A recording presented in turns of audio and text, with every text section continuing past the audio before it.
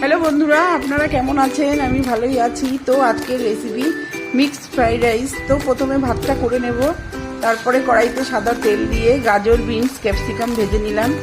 তারপর তেল দিয়ে ডিম ভেজে নেব।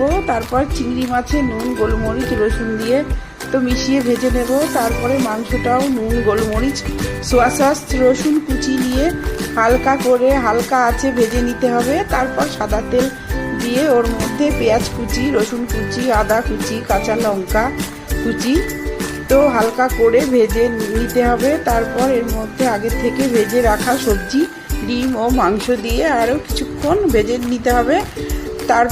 তারপর তার মধ্যে নুন, চিনি, সোয়া সস দিয়ে ভেজে ওর মধ্যে রাইসটা দিয়ে একটু ভালো করে মিশিয়ে নিয়ে ওর মধ্যে গোলমরিচ ও অল্প ঘি, গরম মশলাগুলো অল্প দিয়ে ভালো করে মিশিয়ে নামিয়ে নিতে হবে। এইভাবে মিক্স